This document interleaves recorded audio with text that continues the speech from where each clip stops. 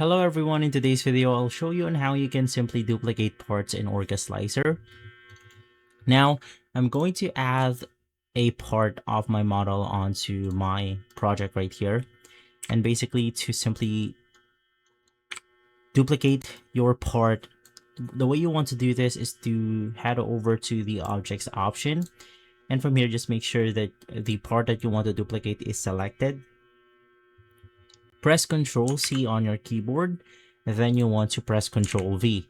And basically it will just duplicate that part that we can move easily. Now another thing or another way to do this is to right click on the object itself.